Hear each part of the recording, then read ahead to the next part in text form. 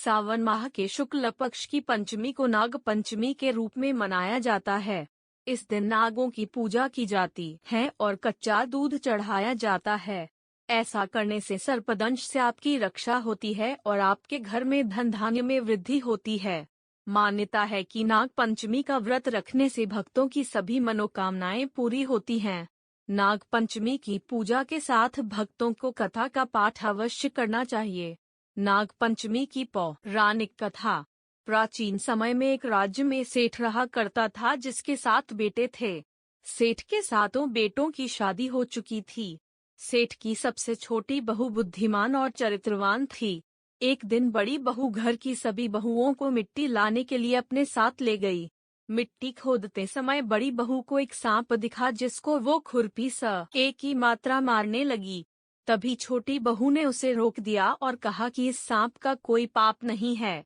सांप के पास जाकर छोटी बहू बोली कि तुम यहीं रुको, हम थोड़ी देर में वापस आते हैं। ऐसा बोलने के बाद सभी बहुएं घर वापस आ गईं।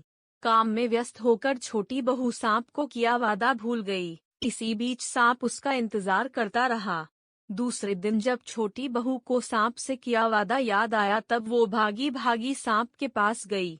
सांप के पास जाकर उसने उसे क्षमा मांगी और कहा कि भैया, मैं काम में व्यस्त होकर अपना वादा भूल गई थी। सांप ने कहा कि तुमने मुझे अपना भाई माना है, इसलिए मैं तुम्हें जाने दे रहा हूँ, वरना कोई और होता तो मैं उसे डस लेता। इसके साथ सांप ने कहा कि तुमने मुझे भाई बोला है तो आज से मैं तुम्हारा भाई हूँ, तुम्हें जो मांगना है वो मांग लो। तभी छोटी बहू ने कहा कि मेरा कोई भाई नहीं है, आज से आप मेरे भाई हैं। कुछ दिन बाद मनुष्य का रूप धारण करके सांप अपनी बहन को लेने आया। उस पर विश्वास करके घर वालों ने छोटी बहू को जाने दिया। सांप छोटी बहू को अपने घर ले गया जहाँ सांप का परिवार रहता था। सांप के घर में इतना सारा धन देखकर बहू हैरान हो गई।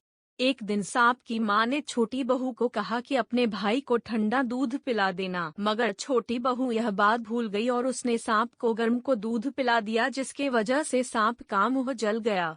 सांप की माँ बहुत गुस्से में थी मगर सांप ने उसे समझाया। थोड़ी देर बाद सांप ने कहा कि अब बहन का घर जाने का समय आ गया है। घर से विदा करते समय सांप के परिवार ने छोटी बहू को सोना, चांदी, हीरे, मोती, कपड़े और गहनों से भर दिया। जब छोटी बहू घर लौटी तब उसके धन को देखकर बड़ी बहू को जलन होने लगी। गहनों के साथ सांप ने छोटी बहू को एक हीरे और मणि से बना हार दिया था। पूरे राज्य में इस हार की चर्चा होने लगी थी। जब रानी को पता चला तब उसने ये हार मंगवाया।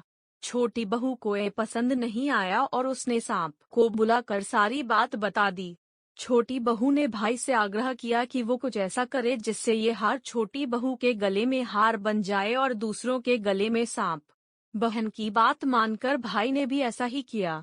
जब रानी ने ये हार पहना तब उसके गले में हार सांप में बदल गया।